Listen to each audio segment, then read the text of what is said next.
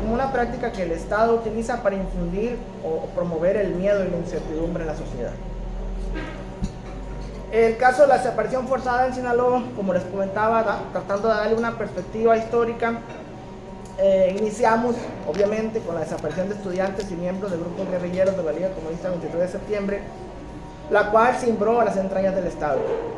A partir de entonces, este fenómeno de violencia, este escenario de violencia fue en aumento. Se presentó una cadena de desapariciones, por lo menos en los meses, digamos, la más fuerte, de julio a septiembre del 77, lo que agudizó la situación y coincide con los primeros meses de la operación Cóndor en Sinaloa, también utilizando el aparato estatal para ejercer la violencia, ¿no? En este caso para el combate de la erradicación de drogas enervantes, ¿no? Esto según Camilo Vicente Ovalle, 2018. En 1977, cuando comienza la operación Cóndor, los combates al narcotráfico y la participación militar contra la producción de drogas, se recrudece la violencia en Sinaloa. Existen márgenes entre lo ilegal y lo legítimo, donde surgen estos escenarios de violencia institucional, donde el Estado participa de manera constante. Estos límites se difuminan o se borran de alguna manera, se van borrando, se van difuminando y generan una serie de abusos en contra de los pobladores, así como desaparición de personas y comunidades serranas completas, ¿no? En este escenario, la legitimación de la violencia se justificó constantemente a partir de la búsqueda de resultados que engrosaran las cifras oficiales, no tantos plantillos decomisados, tantas personas detenidas, muchas sin llevarlas a un juicio o a una digamos a un debido proceso dentro de la política correspondiente, solamente para engrosar las cifras oficiales. De acuerdo con Vicente Ovalle, cuando inicia la operación Cóndor, y aquí encontramos de alguna manera una relación en cuanto al ejercicio de la violencia con los movimientos estudiantiles, y con ella la construcción de un nuevo enemigo público que es el narcotráfico, las dependencias de seguridad nacional no contaban con otro entrenamiento y técnica que no fuera la violencia legítima en contra de la disidencia o los opositores al gobierno. Por lo que fue común tanto en los movimientos estudiantiles como en la operación Cóndor en esta época, la desaparición de personas como forma de ejercicio de violencia y legitimación de autoridad. Ante esto, la operación Cóndor, o la implementación de la operación Cóndor, ofreció nuevas condiciones materiales e institucionales para el combate de los movimientos estudiantiles, es decir, una forma de justificar el ejercicio de la violencia estatal. Y la generación de tácticas violentas en contra de la población. De esta manera, los patrullajes, los recorridos policíacos o conjuntos policíacos y militares, o los cateos y la vigilancia llevada a cabo en esta época se generalizaron, ¿no? Ahora, como les comentaba, haciendo una breve retrospectiva histórica, inicio mencionando a la Unión de Madres de Hijos Desaparecidos en Sinaloa. La lucha de las madres de los desaparecidos ha sido notable y constante. Con insistencia han reclamado justicia y señalado la responsabilidad del Estado en estos crímenes. Cabe resaltar que este colectivo surge el 7 de abril de 1978, 6 años después de la ejecución de la estudiante María Isabel Landeros Avilés en las instalaciones de la Universidad Autónoma de Sinaloa, en ese entonces por órdenes del gobernador Alfredo Valdés Montoya. La labor de este colectivo es ejemplar por la batalla que siguen en contra de la impunidad y el olvido. Su historia y sus relatos conmueven. Su lucha es digna de ser rememorada. La fundadora, doña Chuyita Caldera de Barrón, madre de un desaparecido, es la que inició pues con todo este movimiento. A la asamblea de la fundación, en el auditorio Ernesto Che Guevara de la Prepa Central, acudieron 27 madres, donde hubo una fusión o una unión entonces entre las madres de los desaparecidos estudiantes de la Universidad Autónoma de Sinaloa y los estudiantes del Tecnológico de Culiacán. De hecho, algunas de las integrantes de este colectivo, digamos, siguen participando en reuniones que tienen que ver con este diálogo con los representantes estatales. Recientemente hubo una reunión con representantes de la Comisión de la Verdad, ¿sí? Que se hizo, por cierto, en el archivo histórico. Se hizo de manera muy cerrada. Era atención a las madres de las víctimas. Yo estuve ahí de colado, realmente pensé que iba a ser abierto, pero me colé, me metí. Y ahí estaban presentes algunas de las madres. De hecho, la compañera Marta Camacho en ese momento dio la noticia de que una de las integrantes de este colectivo había fallecido. Fue la madre de uno de los jóvenes desaparecidos, en ese entonces alumnos del Tecnológico de Culiacán, de apellido Castro, no recuerdo el nombre. Sergio, tal vez. Ahorita se los digo, traigo el dato. De hecho hay una lista que no la puse aquí, pero que lo tomo del libro de los Ochoa, Tiempo de Espera. Fue uno de los estudiantes del Tecnológico de Culiacán, y la señora iba a asistir al evento, pero en ese trayecto creo que falleció de un infarto. La compañera Marta Camacho fue la que dio la noticia. Entonces, siguen activas algunas de las compañeras miembros de este colectivo en reuniones y en diálogo constante con el gobierno federal. Una de las acciones más representativas fue la huelga de hambre del 16 de noviembre al 1 de diciembre del 78. Muchas madres poco a poco fueron haciendo suya la causa de los universitarios, continuando su lucha durante varias décadas. Tuvieron varias reuniones con autoridades federales, incluso con el entonces presidente en esta época, a finales de los 90, con Carlos Salinas de Gortari, quien les prometió que sus hijos pasarían la Navidad siguiente con ellas. Igualmente tuvieron una reunión en 1996 con la entonces Comisión Nacional de Derechos Humanos, con la misma promesa. Sobra decir que esta promesa fue incumplida. Desde sus inicios se reunían cada 1 de mayo frente a la presidencia municipal. En esta fecha pasaba por ahí el desfile de la Plazuela Obregón. Las madres permanecían durante 3 o 4 horas y los medios de comunicación se interesaban. Los medios de comunicación transeúntes se interesaban en su lucha. Esto para dar algunas cifras sobre el contexto de la época. Durante los sexenios de Antonio Toledo Corro y Francisco Lastido Ochoa no existen datos oficiales sobre personas desaparecidas, lo cual no quiere decir que no hubiese sido el caso, ¿no? Mientras que en los gobiernos de Renato Vega Alvarado desaparecieron, según los datos oficiales, 35 personas. En el mandato de Juan Millán Lizárraga se duplicó la cifra a 74. Durante el gobierno de Jesús Aguilar Padilla, la cifra aumentó exponencialmente a 179 personas. Durante el gobierno de Mario López Valdés, el estado se ubicaba en el 5º lugar a nivel nacional con más desapariciones, al sumar 574. En el lapso de enero del 2011 a septiembre del 2014, la cifra se dispara en un 320%. Los números indican que a partir del sexenio de López Valdés, la problemática asciende al duplicar el número de desapariciones al inicio de su periodo de 50 que había en 2010 a 107 en 2011 y a 154, asciende pues a 154 en 2012.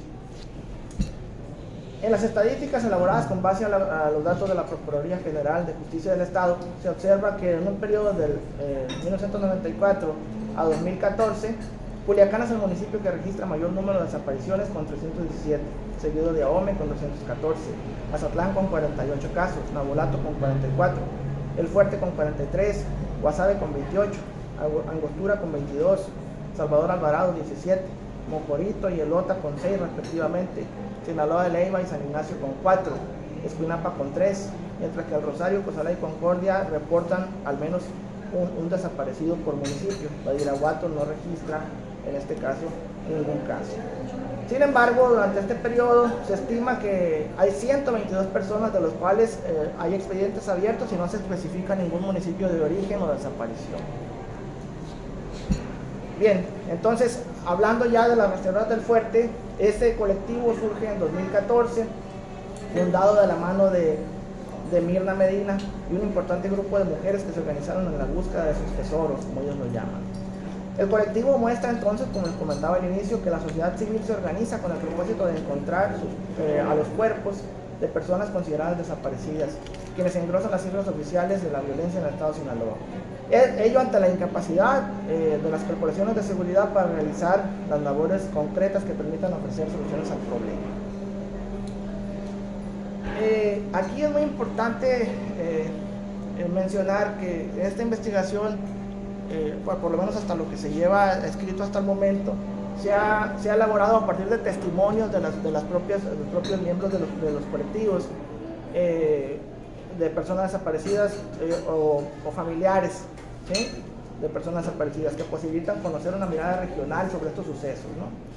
Lo cual construye un acercamiento hacia la percepción del fenómeno, pero también un acercamiento un tanto histórico y ante un diálogo también interdisciplinar, ¿no? Estos testimonios configuran una memoria histórica y colectiva que a través de manifestaciones y denuncias de estas actividades colectivas actúan entonces nombrando las desapariciones relacionadas con la ausencia de sus familiares, conocidos o vecinos. Aquí es muy importante tomar en cuenta el concepto de memoria como este elemento, pues, que actúa como una contención que reúne los significados. Es decir, a través del recuerdo y la rememoración del familiar podemos analizar entonces todo este escenario de violencia y cómo el recuerdo también es un aliciente ante el dolor, ante la búsqueda de estos familiares desaparecidos. Es decir, tiene significaciones diversas que pueden ser interpretadas de manera concreta, ¿sí?, desde las ciencias sociales, humanidades, la historia, y como les digo, con diálogo ante todo interdisciplinario. Esto se convierte en un parteaguas para construir una memoria de lo sucedido. Puede ser desde una perspectiva biográfica, desde las personas desaparecidas, por las razones por las cuales se cree que desaparecieron, o a partir de un historial de relatos de las acciones realizadas por los colectivos para exigir justicia. Y con esto termino. Muchas gracias.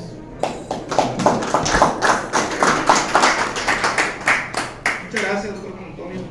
Gracias a la conferencia. No sé si alguno de ustedes tiene un comentario. Adelante, Saúl. Estás levantar Me hace ruido cuando utilizas el concepto legitimación.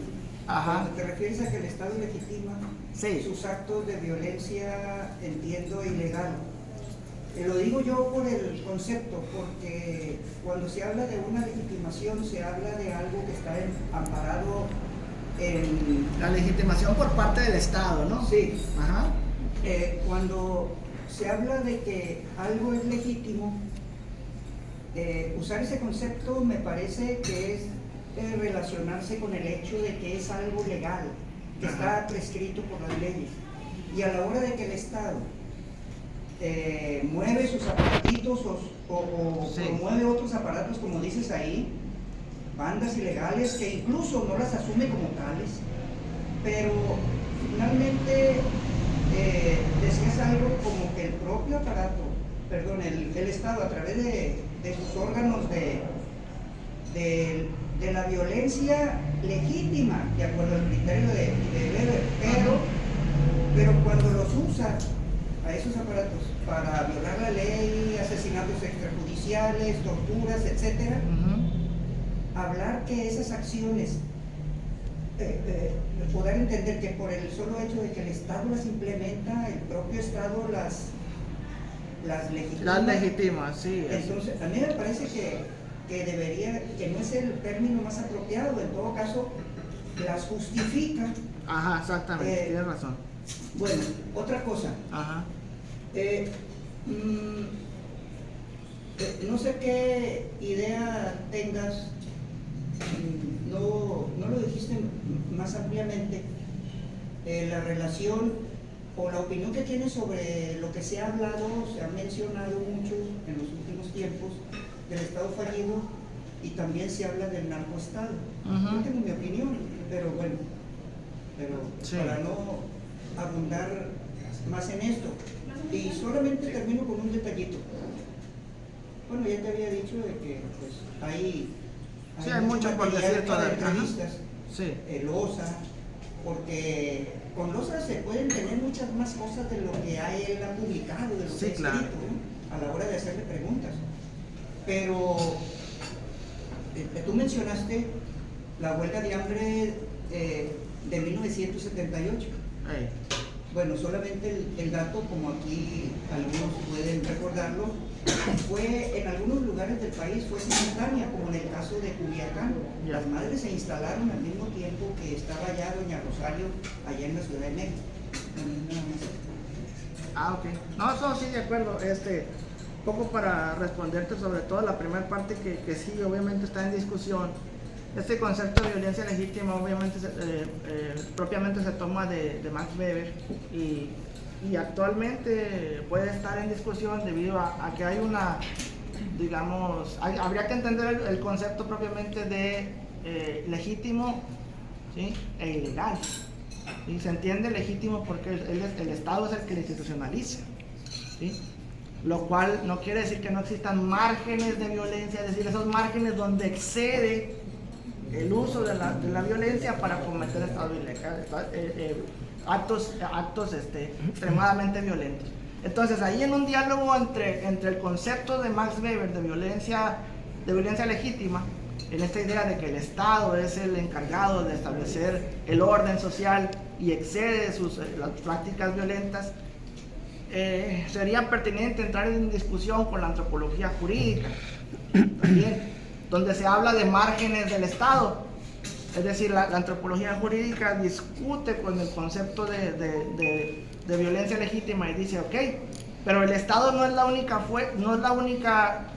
único organismo que utiliza la violencia como práctica para infundir el miedo, la incertidumbre en la población.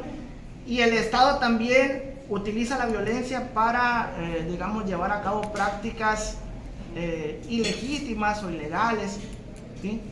En ese escudo de legitimar sus acciones, ¿no? Entonces hay márgenes donde el Estado entonces transgrede también la ley.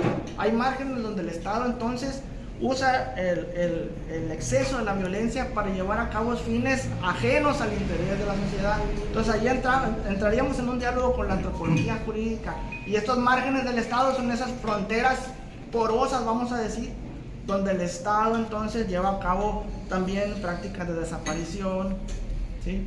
y asesinato y excesos violentos, ¿sí? Un poco para, digamos, hacer sentir su poder, ¿sí? A través de la violencia. Aquí no ondea un poco, no ondea más por cuestiones de tiempo, pero podemos discutirlo sin ningún problema. Acá estaba primero Chiquete. Ok. Doctor Chiquete y Doctor Rigoberto. Y luego Maestro Carrillo. Dos preguntas breves, Antonio. La primera es tu motivación personal, ¿no?, para investigar esta temática, porque Sí. por más que uno quiera ser objetivo y distanciado del objeto de investigación, pues la cuestión personal es fuerte, ¿no? Estos temas no son fáciles, ¿no? Son dolorosos, generan una serie de reacciones, ¿no? Aunque por más objetivos que queramos ir a la temática. Yo vengo de leer artículos sobre la música y conozco otros escritos tuyos de repente este tema, ¿no? ¿Cuál es tu motivación? ¿Por qué te atrajo? ¿Por qué lo investigas? Y lo otro, ¿estos colectivos tienen alguna relación formal, digamos, se relacionan, se escriben, por ejemplo, con el movimiento de las madres de la Plaza de Mayo de Argentina, ahora abuelas de la Plaza de Mayo, o las madres de desaparecidos de Santiago de Chile, o no, son movimientos que han surgido de algún modo independientes? Ok. Bueno, la motivación personal. Quienes me conocen saben que he escrito durante algún tiempo sobre violencia. Inicié escribiendo sobre el narcotráfico en Los Altos, sobre el escenario de violencia del narcotráfico en Los Altos. Les di una historia social de la violencia. Y como comentaba al inicio, por estar en esta zona del norte de Sinaloa, propiamente en Ahome y El Fuerte, donde están las sedes de la universidad donde actualmente laboro, pues, y siguiendo un poco la línea de historia de la violencia, digo, bueno, pues qué hay en el escenario donde me encuentro y qué se puede estudiar, ¿sí? Entonces, por ejemplo, voy a dar un ejemplo. En la UAIN se habla mucho de lloremes. Lloremes en la educación, lloremes en la cultura, la danza, las diversas manifestaciones culturales, ¿no? Y digo, bueno, solamente hay lloremes en Sinaloa, solamente hay lloremes, solamente hay lloremes mayos y se habla sobre la lengua y la pérdida de la lengua, el lloreme y tal. Y me di cuenta hace un corto tiempo que no solamente hay lloremes, también hay tarámaris, tarahumaras, que bajaron de la Sierra de Chihuahua y que están ya asentados en Sinaloa, ¿sí? Entonces, ¿qué sucede entonces con otros pueblos originarios que están en Sinaloa, ¿sí? Pero que no se ha estudiado? También el historiador tiene que tener esa visión de lo que se dice y lo que no se dice y por qué no se dice, ¿sí? Entonces, yo no me interesé por los lloremes, me he estado interesando por los tarámaris y he estado en contacto, por ejemplo, con colectivos como el que lidera Hortensia Gagiola y demás, ¿no? Eso por un lado. Igualmente, como te comento, Daniel, siguiendo esta perspectiva de la línea de la historia social de la violencia, pues me interesa ahora por el contexto donde me muevo, acá en el norte de Sinaloa, qué sucede entonces con estos colectivos, con este colectivo de las rastreadoras. Es una investigación que tengo más o menos unos 2 años escribiendo. Ya tengo algunos tesistas, ya han salido algunas tesis sobre eso,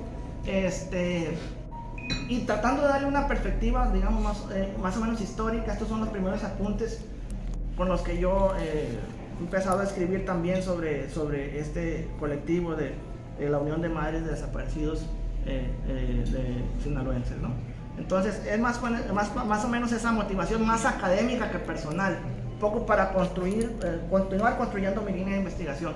Y sobre la relación con otros colectivos a nivel latinoamericano, no tengo el dato todavía, ¿sí? Entonces quizás si hay alguna relación. Hasta ahora lo que yo he visto, he observado, es que la relación es, digamos, un poco más regional, ¿no?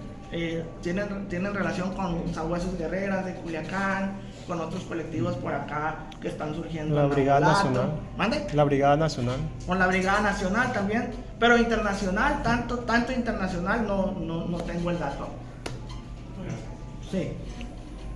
Maestro Rigoberto. Bueno, confieso que en la última parte de tu intervención, por andar aquí apurado con las fotos y queriendo mandar, me la perdí, ¿no? Y creo que esa es una parte fundamental del asunto, ¿no? Que en materia de desaparecidos, desapariciones y la formación de organismos, es muy importante, pues, tanto para ti como tus futuros tesistas y investigadores, ver la evolución del perfil de los desaparecidos, ¿no? ¿Cuál es el perfil de los desaparecidos en los 70s, el perfil de los desaparecidos en los 90s, el perfil de los desaparecidos y la cuestión del número? Que también tú mostraste una evolución exponencial, ¿no? Geométrica en vez de aritmética en lo que se refiere a esas desapariciones. Y Daniel ya hizo referencia a la cuestión argentina. En mi experiencia doctoral ahí en Arizona, pues yo, uno de mis maestros, era especialista en historia argentina, y por lo tanto tuve acceso, leí algunas cosas al respecto para poder apreciar lo que tiene que ver con la evolución de la sociedad y particularmente de las familias. Cómo las madres pasan del hogar a la calle, sí, y ahora de la calle a los campos, rastreando y buscando, tratando de localizar a sus familiares desaparecidos con base a la ciencia, ¿no? Y ese elemento, ¿no? Y aquí, pues, estamos apreciando que, como ya bien dijo Saúl, o creo que tú mismo lo dijiste en algún momento, el Estado está activo. No hay vacío. No hay ausencia de Estado. Lo que pasa es que su atención se deposita en otra parte, de tal manera que lo que tiene que ver con las desapariciones, pues aparte de ser actor y responsable, pues no le interesa que se resuelva aquello por la responsabilidad que le compete. finalmente te digo, pues en lo que puede ser las posibles líneas y para hipótesis de continuar. investigación en futuros trabajos, en lo que tiene que ver con, como ya lo han dicho los de la Liga Comunista 23 de septiembre, cuál fue el rol de la Liga en la democratización de la vida política del país, sobre todo del 97 para adelante, con la aparición del INE y otras cosas. ¿Cuál es el papel del izquierdismo y de la guerrilla en la posibilidad de la aparición de la democracia? Y justamente algo podrían decir los familiares de los desaparecidos, cómo también se suman a ese esfuerzo de un protagonismo y de una agencia.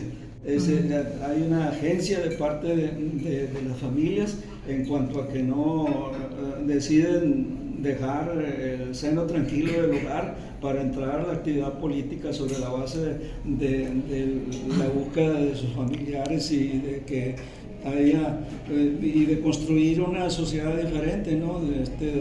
Y donde no tengamos que estar viendo la aparición de fenómenos tan crueles como es lo que tiene que ver con la desaparición. Muy bien, gracias, Max. Ahorita que menciona Argentina, y un poco para tratar de responderle a Daniel su inquietud de hace un ratito, sí hay una relación Argentina-México, pero con la Asociación de Antropología Forense de Argentina, ¿sí? Hay una colaboración muy, digamos, marcada, constante, para capacitar, ¿sí?, a los colectivos a nivel nacional sobre las formas de cómo llevar a cabo las prácticas antropológicas, forenses, ante la búsqueda de los cuerpos, ¿no? Todas estas cuestiones técnicas o quizá metodológicas para identificar los cuerpos, identificar las zonas donde están, digamos, enterradas clandestinamente los cuerpos, etcétera, ¿no? Entonces sí hay una capacitación constante institucionalmente, ¿sí?, con este asunto de la antropología forense hacia las instituciones o estos colectivos de búsqueda de desaparecidos en México. Más no sé si hay una relación propiamente con las rastreadoras o con algún colectivo de acá de esta zona. Quiero pensar que sí lo hay, habrá que rastrear por ahí más el dato, ¿no? Gracias. ¿Maestro también?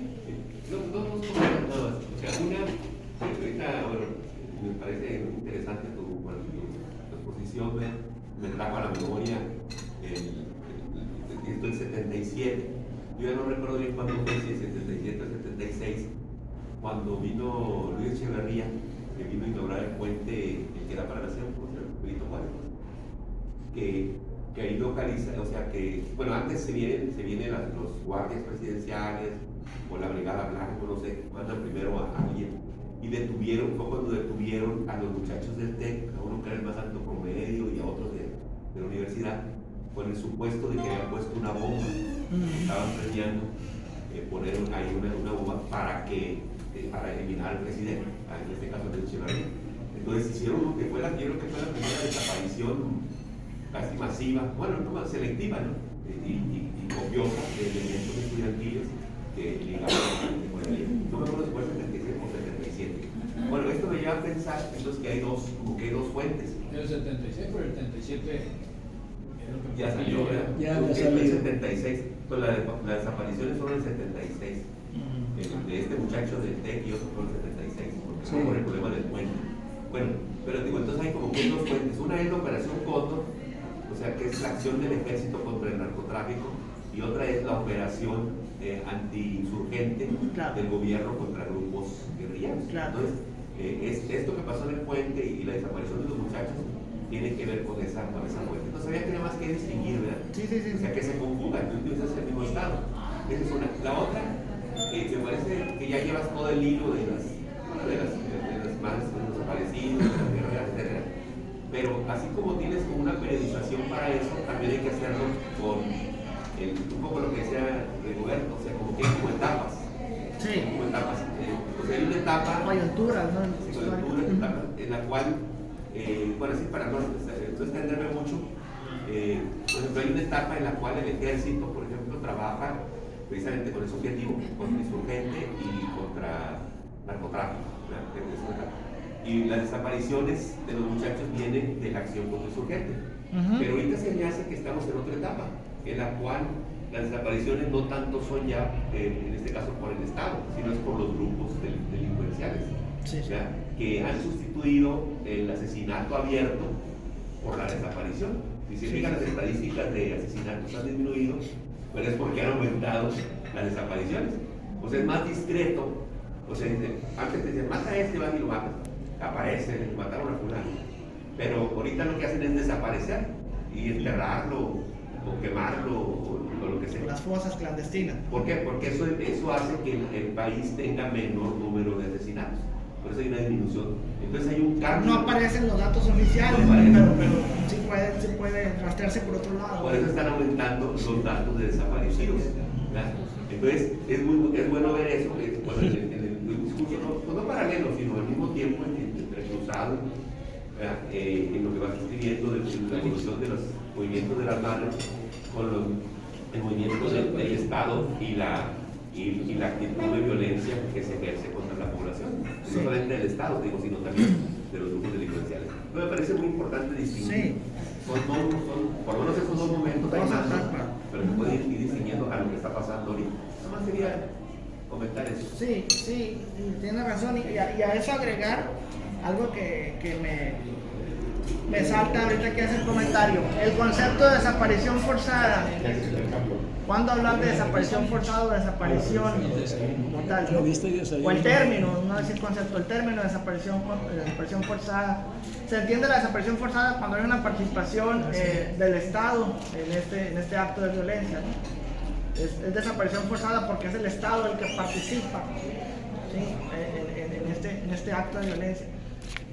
Y ahora muchos investigadores se han enfocado en llamarlo solamente desaparición, precisamente porque hay más participación de los grupos criminales, ya no tanto del Estado. Pero yo parto de que el Estado participa de manera, digamos, no directa, pero sí indirecta, al ser omiso o al ser permisivo ante este tipo de actos, ante el concepto de que volvemos al concepto weberiano de que el Estado es el organismo encargado de establecer las leyes y también escenarios de paz, ¿sí? La paz y la tranquilidad de la población. El Estado es omiso, ¿sí? Es cómplice y el Estado participa de manera indirecta quizá. Entonces continúa siendo desaparición forzada. ¿Por qué? Porque en muchos de los casos, por ejemplo en el caso de las rastreadoras, nos encontramos con los testimonios de estas mujeres donde nos comentaban, es que mi hijo se lo llevaron policías municipales, lo subieron a la patrulla y después lo entregaron a los grupos criminales, ¿sí? O se lo llevó el ejército y después me lo encontré en una zona donde comúnmente encontramos desaparecidos o encontramos cuerpos enterrados en fosas clandestinas en regiones o en zonas donde controla tal grupo criminal, ¿no? Entonces hay una correlación entre el Estado y los grupos criminales. Entonces no podemos hablar solamente de desaparición, continúa siendo desaparición forzada porque el Estado actúa en complicidad, en omisión o en permisividad de este tipo de actos, ¿no? Entonces yo parto de ese concepto y cuando me hablan de desaparición digo, no, es que continúa siendo desaparición forzada. Pero sí es pertinente lo que usted comenta, hacer, digamos, esa distinción un poco para tener más claro el panorama y la problemática y como historiador también buscar coyunturas sobre procesos de cambio o permanencia en cuanto a este fenómeno, ¿no? Gracias. Sí. Última pregunta. Sí, bueno, felicitarte. Hace años yo también he investigado aquí en el centro y como me decía el maestro, yo reconstruí algunos perfiles y encuentras testimonio de gente que te dice, es que mis hijos eran estudiantes de medicina y los desaparecieron, es que mi hijo, generalmente son hombres y jóvenes, trabajaban, pero también hay testimonios que te dicen, es que mi hijo andaba mal y está desaparecido. Entonces mi pregunta es, ¿qué hacer si te has topado con estos testimonios? Pues? Y la otra es, si hay grupos originarios desaparecidos o personas, por ejemplo, tarahumaras, yuremes. Ok. En cuanto a los perfiles, como comentaba, pues es interesante, digamos, hacer esa distinción, ¿no? Ante todo, las entrevistas realizadas hasta el momento con las madres de los desaparecidos, pues es muy difícil que la persona te comente realmente, es que mi hijo andaba mal o andaba con tal o tal. Eso es parte de la subjetividad, ¿no? Uno tiene que arrastrarlo de alguna manera con otros datos. ¿Y tu otra pregunta? Si hay indígenas desaparecidos. Hasta el momento, bueno, un caso muy sonado que es cercano a lo que comentas fue el asesinato de Román Rubio López, ¿no? Que se manejaba en esa zona, no propiamente indígena, pero trabajaba colectivamente con los indígenas, y una de las líneas de investigaciones es por su asesinato es precisamente la participación con estos colectivos indígenas y el apoyo que les da, y sobre todo por poner el dedo en la llaga, ¿sí? Ante el Estado, por este abandono de estos grupos taramaris. El profesor lo mataron porque denunció el contubernio de los narcos con los que le robaron la elección ahí en Sinaloa. Sí, ok. Entonces, tanto como desaparecidos lloremes o indígenas, no. Porque también está ya pero ese también fenómeno lo que sucede ahora con los lloremes y los taramaris es que de alguna manera son coaccionados para participar en los cultivos de nervantes, ¿no?